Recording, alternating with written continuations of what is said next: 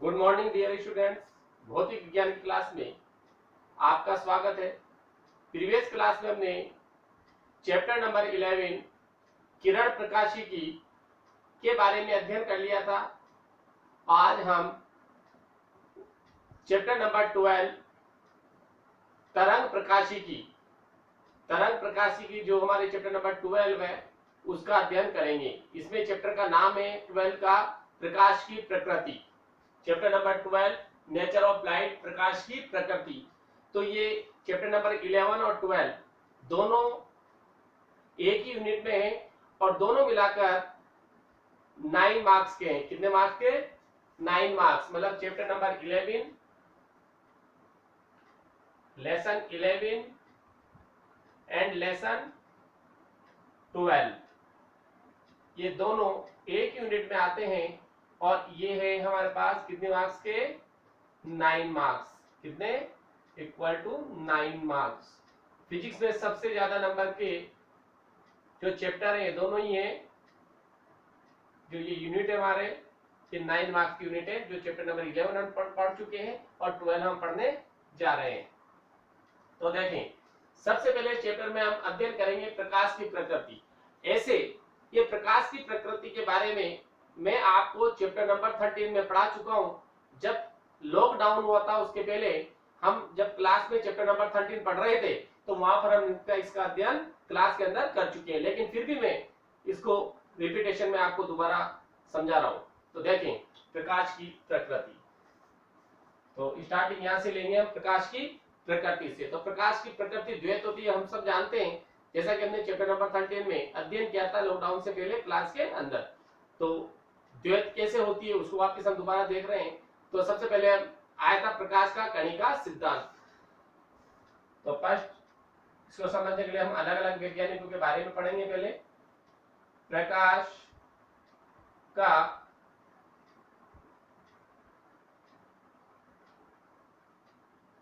कणिकावाद सिद्धांत या प्रकाश का कणिका सिद्धांत।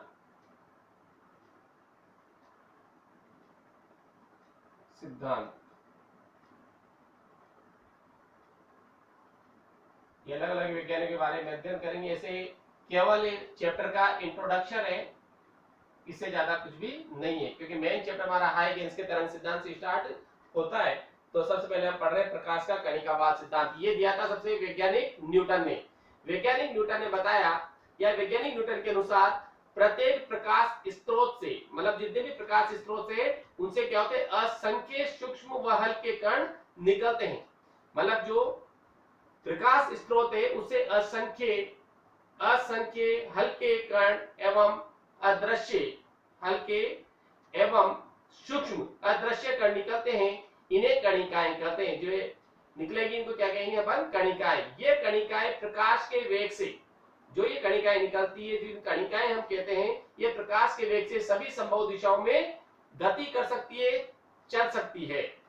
और न्यूटन ने कणिकावाद सिद्धांत के आधार पर प्रकाश का सरल रेखीय गमन, परावर्तन, अपवर्तन आदि की व्याख्या की, लेकिन ये प्रकाश के व्यतिकरण, विवर्तन, ध्रुवण आदि की व्याख्या करने में असमर्थ रहा। तो इसमें बताया, सबसे पहले हम लिख लेते हैं वैज्ञानिक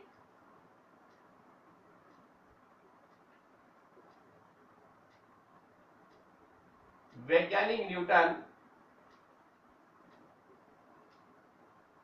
वैज्ञानिक न्यूटन के अनुसार, वैज्ञानिक न्यूटन के अनुसार, वैज्ञानिक न्यूटन के अनुसार क्या होगा बेटा? प्रत्येक प्रकाश स्रोत से असंख्य, अनुसार प्रत्येक प्रकाश स्रोत, प्रत्येक प्रकाश स्रोत से असंख्य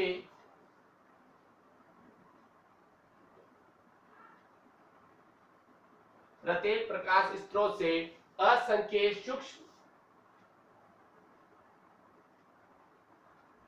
सूक्ष्म एवं हल्के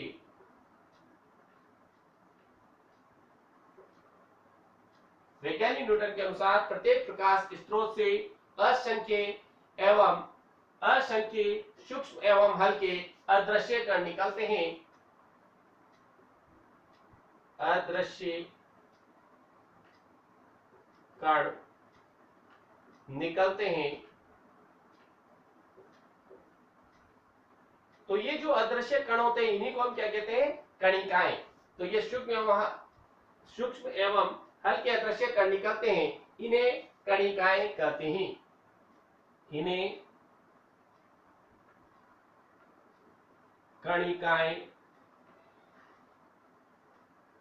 कणिकाएं कहते हैं। तो ये कणिकाओं की डेफिनेशन भी हो गई हमारे पास। कणिकाएं क्या होती है, किसे कहते हैं? तो कणिकाएं कहते हैं ये कणिकाएं प्रकाश के वेग से, जो ये कणिकाएं हैं ये प्रकाश के वेग से सभी संभव दिशाओं में क्या कर सकती है, गति कर सकती है। ये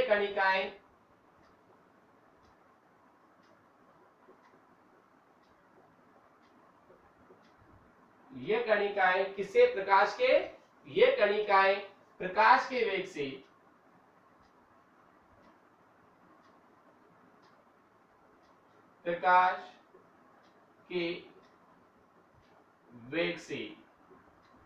ये कणिकाएं प्रकाश के वेग से सभी संभव दिशाओं में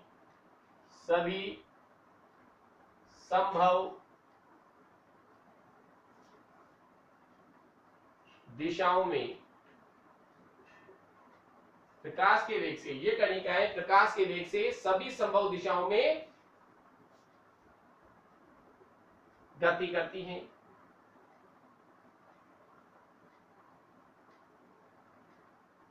या गति कर सकती हैं। जब ये कणिकाएं क्या होती है, आंख के रेटिना पर पड़ती है तो हमें वस्तुएं दिखाई देने लगती। तो न्यूटन ने कणिकावाद सिद्धांत के आधार पर, मेन जो है ये है यहां पर, न्यूटन ने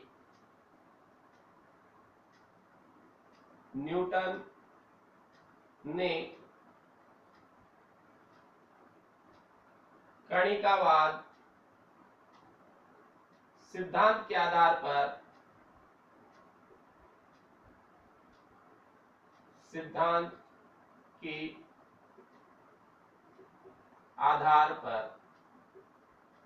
न्यूटन ने कणिकावाद सिद्धांत के आधार पर क्या किया, सिद्धांत के आधार पर प्रकाश का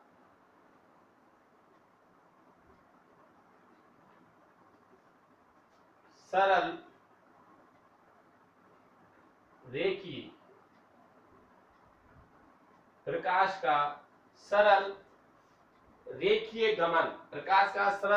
गमन, न्यूटन ने कणिकावाद सिद्धांत के आधार पर प्रकाश का सरल रेखीय गमन, परावर्तन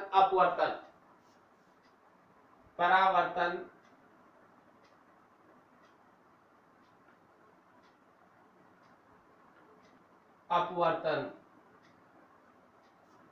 की सफलतापूर्वक व्याख्या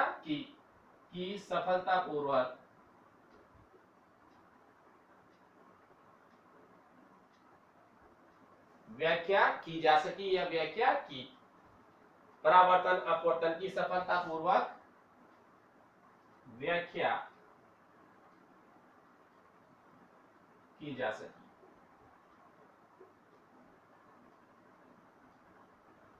मतलब किसके बारे में, सरल रेखीय, प्रकाश के सरल रेखीय गमन, प्रकाश का परावर्तन, प्रकाश के अपवर्तन की व्याख्या कर सका। लेकिन ये व्यतिकरण, विवर्तन, ध्रुवण आदि की व्याख्या करने में असमर्थ रहा।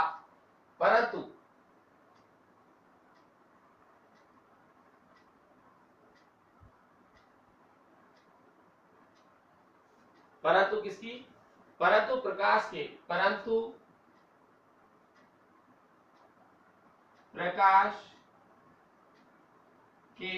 व्यतिकरण, देखिए अपन 11वीं क्लास में पढ़ चुके पूरा डिटेल। प्रकाश के व्यतिकरण, विवर्तन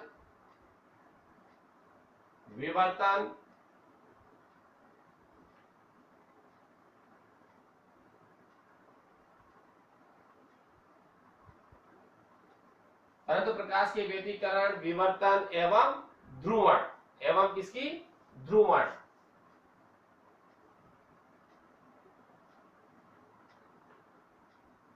की व्याख्या करने में क्या रहा, ये करने में असमर्थ रहा।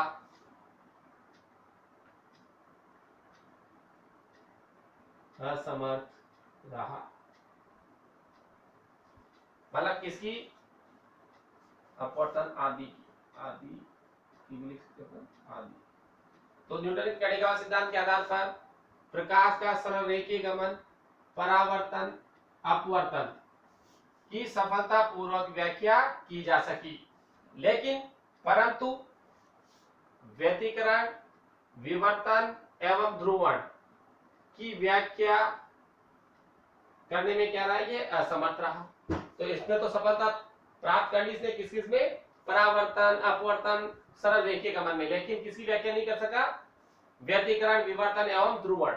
अब दूसरा, इसके बाद दूसरा वैज्ञानिक आया, उसने इसकी व्याख्या कर दी, इसकी व्याख्या कर दी, इसकी व्याख्या करने में असमर्थ था। इस प्रकार से वैज्ञानिक चलते रहे। तो देखो ये प्रकाश का कणिकावाद सिद्धांत था। इसके बाद हम लेते हैं प्रकाश का तरंग सिद्धांत। प्रकाश का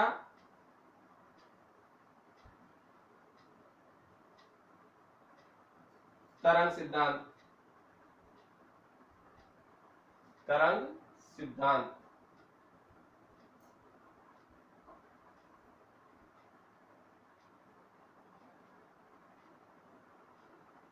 ये ओनली इंट्रोडक्शन है हमारे चैप्टर का, जो कि हम चैप्टर नंबर 13 में पढ़ चुके हैं, फिर रिपीट कर रहा हूं मैं। देखो प्रकाश का तरंग सिद्धांत। अब प्रकाश का तरंग सिद्धांत था, ये दिया था किसने, वैज्ञानिक हाइगेंस ने। वैज्ञानिक हाइगेंस ने बताया कि प्रकाश तरंगों के रूप में चलता है, और जब ये तरंगों के रूप में चलता है तो इसे एक माध्यम की आवश्यकता होती, और उसने बताया कि ईथर नामक काल्पनिक माध्यम की रचना की, और कहा कि ये इनमें संचरित होती है। किसने बताया हमें, वैज्ञानिक हाइगेंस ने। तो इसमें लिख सकते हैं, शॉर्ट में लिखना है हमें, हाइगेंस के अनुसार, वैज्ञानिक हाइगेंस के अनुसार,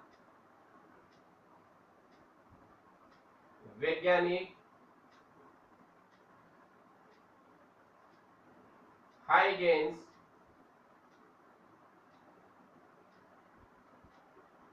के अनुसार वैज्ञानिक हाइगेंस के अनुसार क्या है कि जो तरंगे हैं प्रकाश तरंगों के रूप में चलता है, अनुसार प्रकाश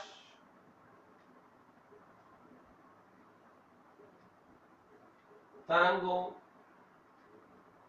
के रूप में चलता है। प्रकाश जो है तरंगों के रूप में चलता है, इसके लिए माध्यम की आवश्यकता पड़ेगी। तरंगों के रूप में चलता है, ये तरंगे ईथर नामक, ये तरंगे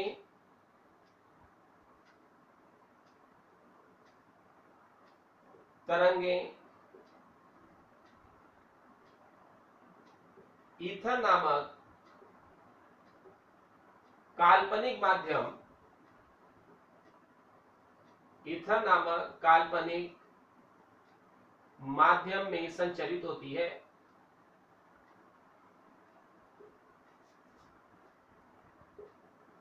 संचरित होती है मतलब क्या हो गया, वैज्ञानिक हाइगेंस ने बताया कि प्रकाश जो है तरंगों के रूप में चलता है, और इनके लिए एक माध्यम की आवश्यकता होती है। तो वो माध्यम था ईथर नामक माध्यम, जिसकी कल्पना किसने की थी, वैज्ञानिक हाइगेंस ने। तो इसके बाद फिर हमारे पास आता है प्रकाश का विद्युत चुंबकीय सिद्धांत। ये सब शॉर्ट में है। प्रकाश का विद्युत चुंबकीय, प्रकाश का विद्युत चुंबकीय सिद्धांत।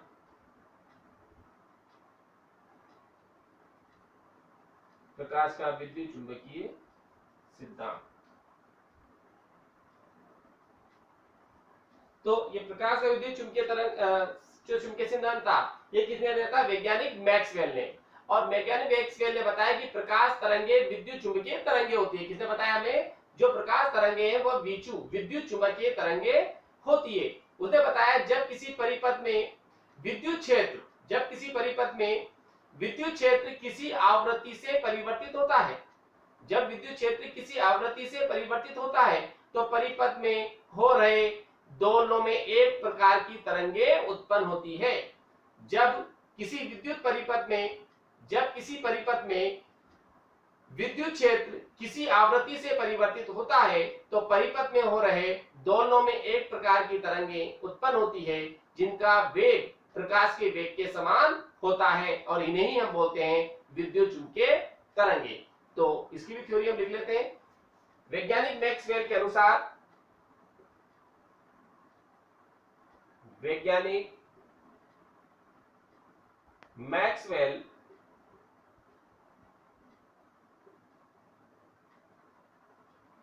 वैज्ञानिक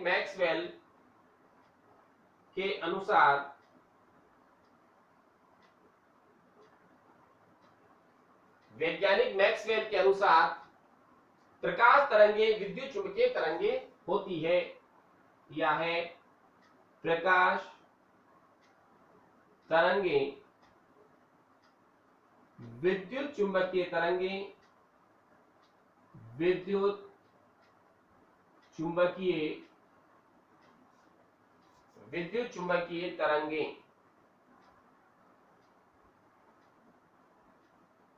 विद्युत चुंबकीय तरंगे हैं। वैज्ञानिक मैक्सवेल के अनुसार प्रकाश तरंगे विद्युत चुंबकीय तरंगे होती है या है। इसके अनुसार जब किसी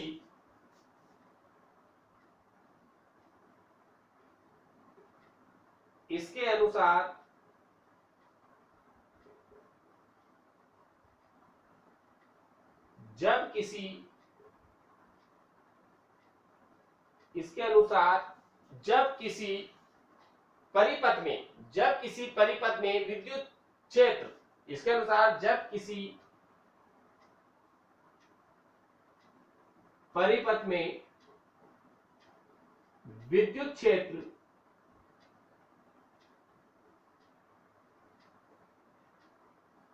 विद्युत क्षेत्र जब किसी परिपथ में विद्युत क्षेत्र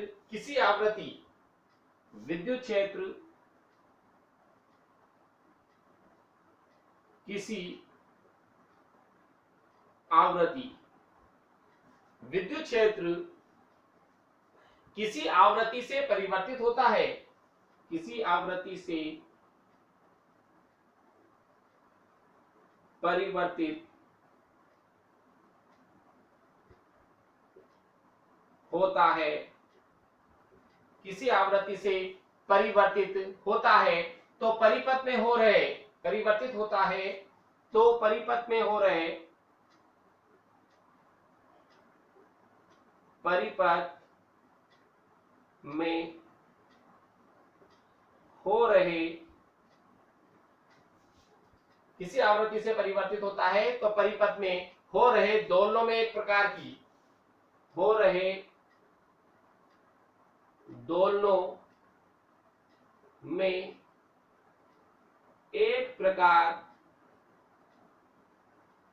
दोलनों में एक प्रकार की तरंगे उत्पन्न होती है और तो परिपथ में हो रहे दोलनों में एक प्रकार की तरंगे उत्पन्न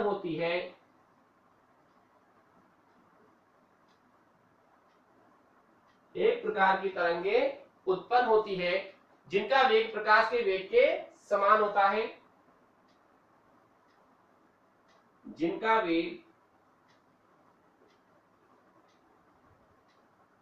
प्रकाश के वेग के समान होता है। एक प्रकार की तरंगे उत्पन्न होती है जिनका वेग प्रकाश के वेग के समान होता है, इन्हें विद्युत चुंबकीय तरंगे कहते हैं।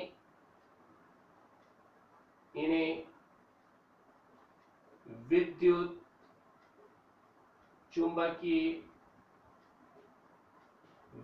चुंबकीय तरंगे कहते हैं। मतलब विचु तरंगे, विद्युत चुंबकीय तरंगों को बोलते हैं शॉर्ट में विचु तरंगे, विद्युत चुंबकीय तरंगे कहते हैं। अब ये जो था इसके आधार पर जीमान प्रभाव, फेराडे का प्रभाव, स्टार प्रभाव की तो व्याख्या सफलतापूर्वक की जा सकी, लेकिन प्रकाश विद्युत प्रभाव, क्रॉम्पटन प्रभाव, रमन प्रभाव आदि की व्याख्या करने में क्या रहा? असफल रहा। तो आगे हम लिख सकते हैं नीचे वही कि इस सिद्धांत के आधार पर या यह सिद्धांत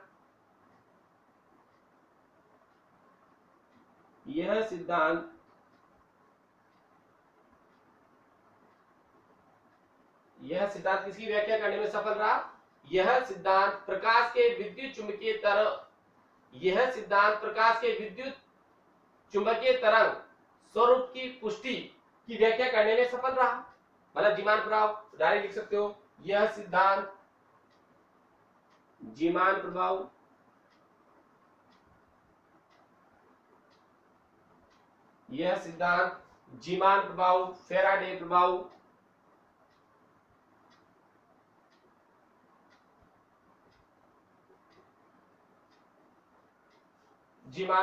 फेराडे प्रभाव स्टार प्रभाव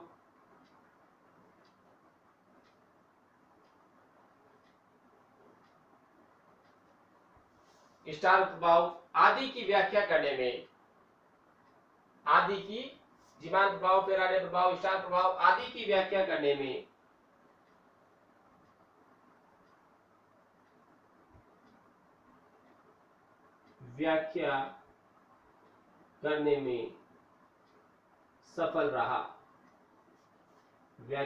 में सफल रहा। अब ये व्याख्या तो करती थी, जीमान प्रभाव, फेराडे प्रभाव, स्टार प्रभाव आदि की व्याख्या करने में सफल रहा, परंतु किसकी?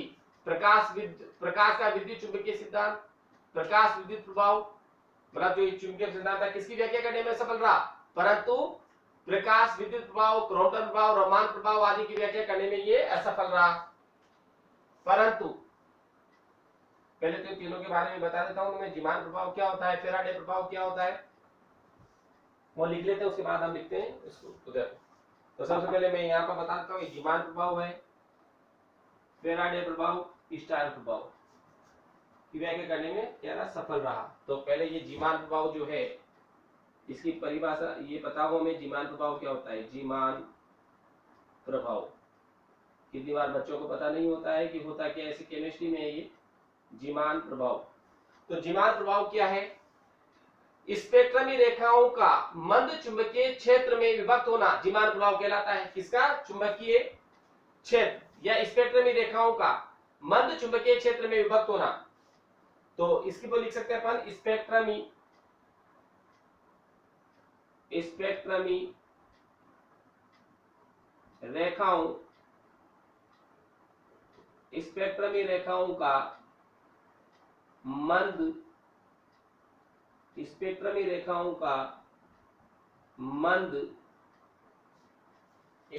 रेखाओं का मंद चुंबकीय क्षेत्र में, मंद मतलब हल्के, मंद चुंबकीय क्षेत्र में विभक्त होना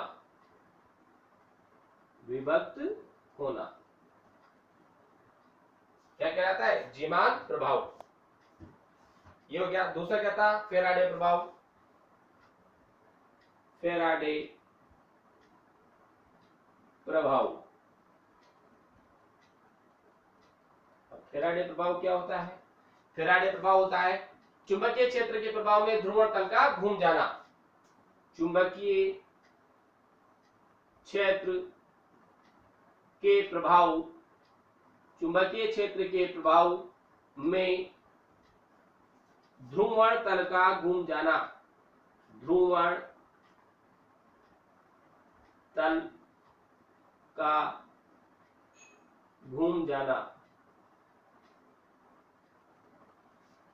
फेराडे प्रभाव होता है।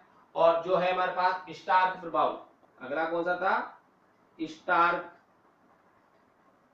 प्रभाव।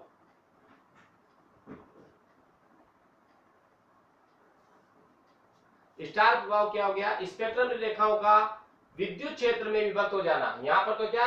मध्य चुंबकीय क्षेत्र में विभक्त होना, जीवान प्रभाव तो होता है स्पेक्ट्रम रेखाओं का मध्य चुंबकीय क्षेत्र में विभक्त होना, और स्टार प्रभाव स्पेक्ट्रम रेखाओं का विद्युत क्षेत्र में विभक्त होना। स्पेक्ट्रमी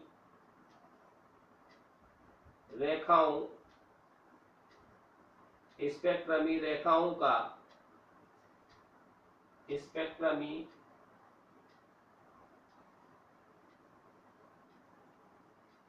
रेखाओं का विद्युत क्षेत्र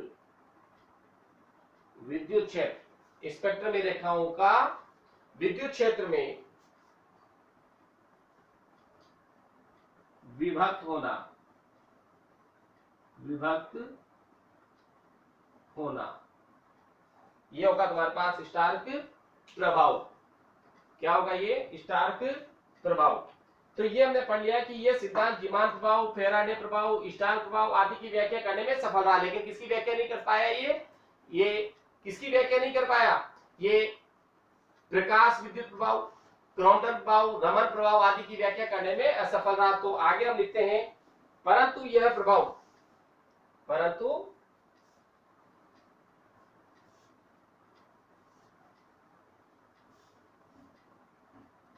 परंतु आगे इसके नीचे ही ये मैंने परिभाषा लिखा थी, वरना यही ऐड होता है ये आगे।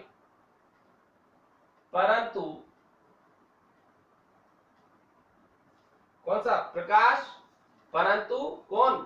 परंतु प्रकाश का विद्युत चुंबकीय सिद्धांत, परंतु प्रकाश का विद्युत चुंबकीय विद्युत चुंबकीय सिद्धांत प्रकाश विद्युत प्रभाव, प्रकाश विद्युत प्रभाव,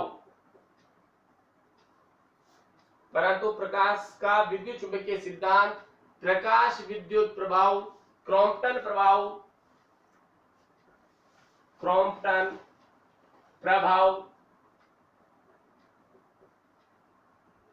रमन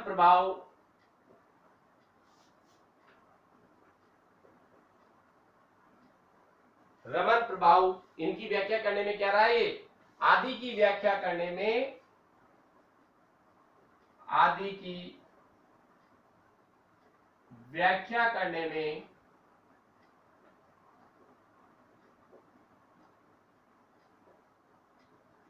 पूर्णतया असफल रहा, आदि की व्याख्या करने में असफल रहा।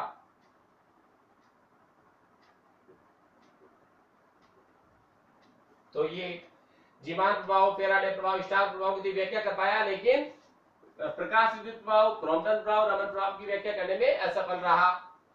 इसके बाद अगला वैज्ञानिक आया हमारे पास, नेक्स्ट वैज्ञानिक या अगला सिद्धांत जो था वो था क्वांटम सिद्धांत। इसके बाद क्वांटम सिद्धांत।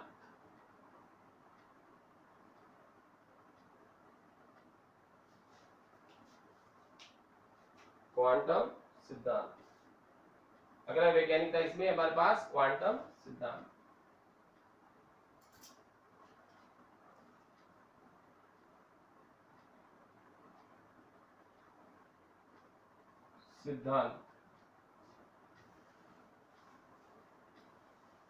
क्वांटम सिद्धांत।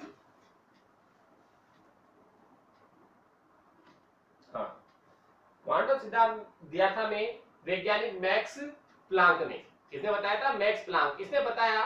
मैक्स प्लांक के अनुसार विकिरण का उत्सर्जन या अवशोषण ऊर्जा की निश्चित मात्रा, विकिरण का उत्सर्जन या अवशोषण ऊर्जा की निश्चित मात्रा के छोटे छोटे पैकेट को बोलते हैं बंडल, ऊर्जा के छोटे छोटे पैकेट्स या बंडल के रूप में होता है। ऊर्जा के इन पैकेट्स को हम कहते हैं क्वांटा या फोटोन कहते हैं। तो ये भी हम लिख लें, वैज्ञानिक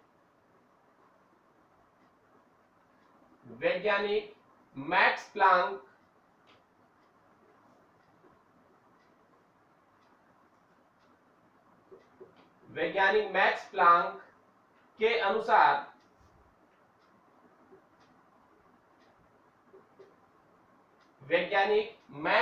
के अनुसार ऊर्जा जो है वैज्ञानिक मैक्स प्लांक के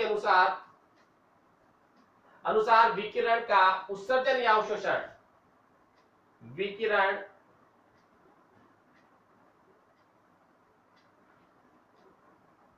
उत्सर्जन,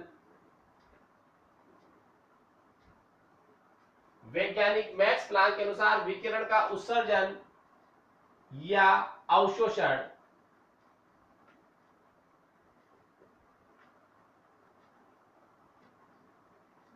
ऊर्जा के छोटे छोटे या ऊर्जा की एक निश्चित मात्रा के, वैज्ञानिक मैक्स प्लांक के अनुसार विकिरण का उत्सर्जन या अवशोषण ऊर्जा की एक निश्चित मात्रा, ऊर्जा की निश्चित मात्रा के पैकेट्स, ऊर्जा की निश्चित मात्रा के पैकेट्स, और भी कौन से, छोटे छोटे, निश्चित मात्रा के छोटे छोटे पैकेट्स, छोटे छोटे पैकेट्स, और पैकेट्स को हम बोलते हैं बंडल, पैकेट्स बोल दो या बंडल बोल दो, पैकेट्स, ऊर्जा के छोटे छोटे पैकेट्स या बंडलों के रूप में होता है।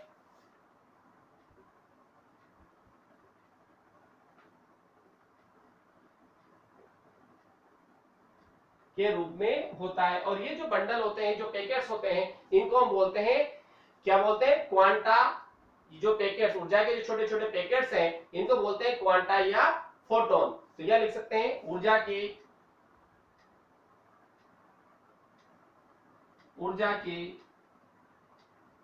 पैकेट्स, क्या ऊर्जा के इन पैकेट्स को, ऊर्जा के इन पैकेट्स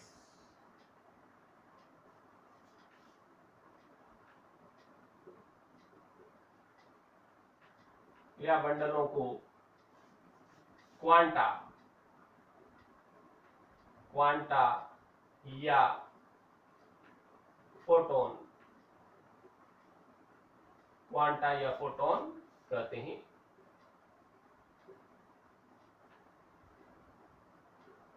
तो ये क्वांटा या फोटोन, और कौन, ये ऊर्जा के पैकेट्स, ये क्या कहलाते हैं, क्वांटा या फोटोन कहलाते हैं। तो ये हो गया क्वांटम सिद्धांत हमारे पास। अब इसमें बताया कि यदि फोटोन की आवृत्ति न्यू हो, यदि फोटोन की आवृत्ति क्या हो, न्यू, ये सब केमिस्ट्री में हमने 11th क्लास में भी पढ़ा है, पूरा कंप्लीट। लेकिन यदि फोटोन की आवृत्ति न्यू हो तो फोटोन की ऊर्जा क्या हो जाएगी, यदि फोटोन की आवृत्ति क्या हो, न्यू हो, तो फोटोन की ऊर्जा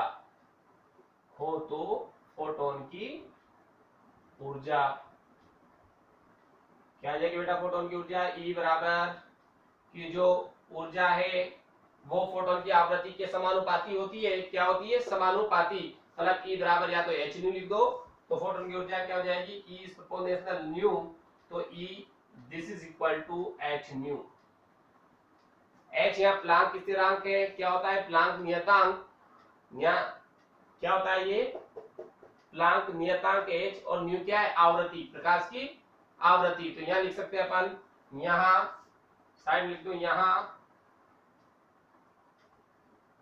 h बराबर प्लांक स्थिरांक या प्लांक नियतांक, और जो इसका मान होता है, कितना होता है h का मान, 6.62 इंटू 10 की पावर -34, कितना होता है, 6.62 इंटू 10 की घात -34, और इकाई क्या होगी, joule into second, joule into second. और न्यू क्या है, यहाँ पर आवृत्ति, न्यू की तो, और ई फोटोन की ऊर्जा, न्यू क्या होगी, आवृत्ति, nu this is equal to आवृत्ति, इसकी फोटोन की आवृत्ति।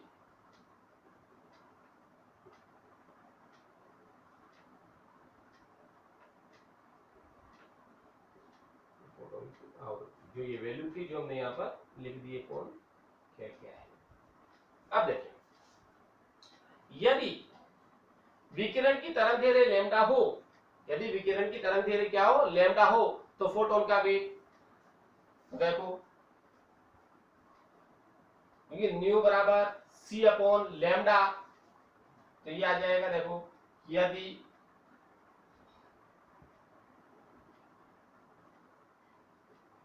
फोटोन की तरंग दैर्घ्य लैम्डा हो, तो इसमें तो हम समीकरण नंबर 1 डाल दें, हो तो nu this is equal to C upon lambda, nu बराबर सी अपॉन लैम्डा। सी क्या है यहाँ पर, प्रकाश का वेग, यहाँ सी क्या है, प्रकाश का वेग, समीकरण नंबर 2। यहाँ सी बराबर प्रकाश का वेग, और प्रकाश का वेग कितना होता है भाई, 3 इंटू 10⁸ मीटर प्रति सेकंड। तो from equation first and second, from equation first and equation second, समीकरण 1 और 2 से न्यू की जगह वैल्यू रख दें, तो E बराबर आ गया hc अपॉन लैम्डा।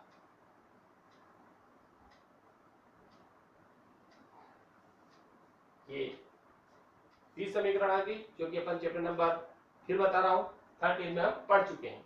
अब देखें, अब बात करें इस नीचे कि क्वांटम सिद्धांत से, जो क्वांटम सिद्धांत था वो प्रकाश का जो यहाँ कमी थी उस कमी को इसने पूरा किया।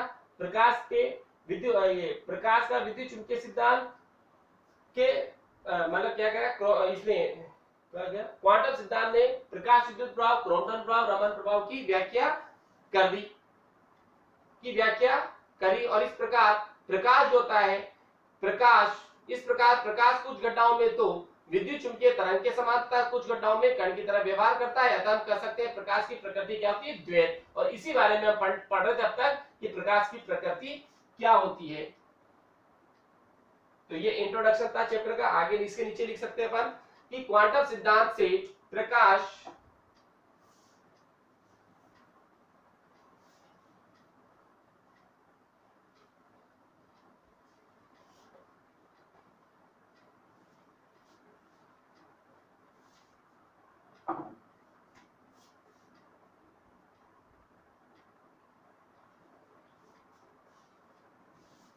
क्वांटम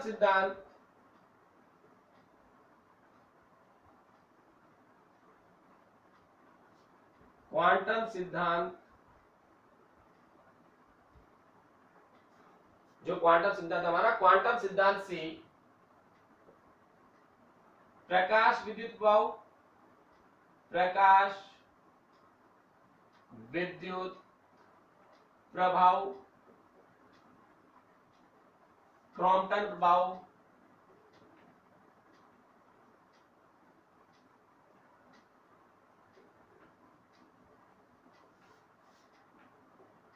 रमन प्रभाव,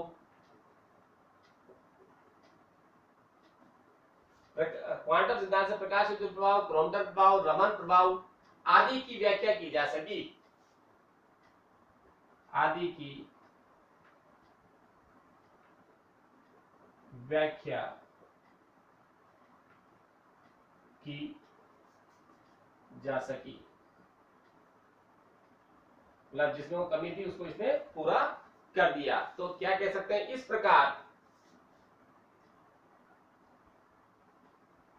प्रकार प्रकाश, मतलब जब चारों कंडीशन अपन पढ़ चुके, चारों सिद्धांत हम पढ़ चुके, उसके आधार पर हम कह सकते हैं कि इस प्रकार प्रकाश कुछ घटनाओं में, इस प्रकार प्रकाश कुछ घटनाओं इस प्रकार प्रकाश कुछ घटनाओं में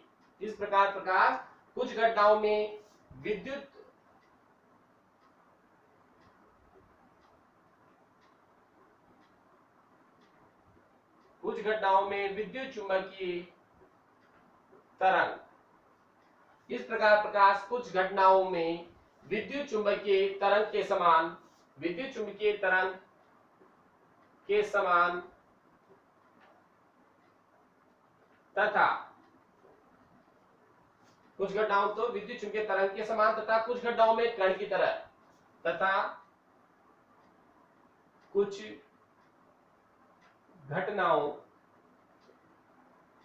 घटनाओं में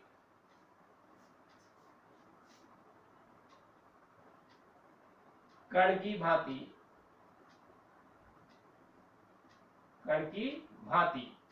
क्या करता है? कण की भांति व्यवहार करता है।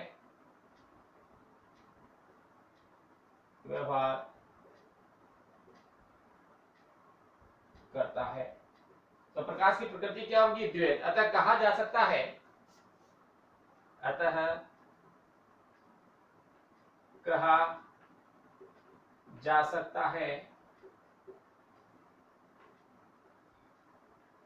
कि प्रकाश की प्रकृति द्वैत होती है। अतः कहा जा सकता है कि प्रकाश में कण और तरंग दोनों के गुण होते हैं, तो प्रकाश की प्रकृति क्या होगी? द्वैत। अतः कहा जा सकता है कि प्रकाश में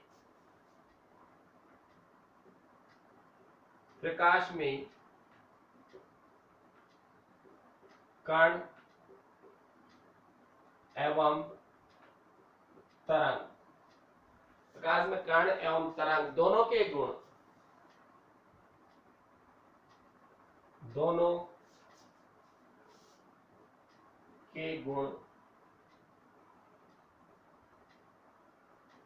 विद्यमान रहते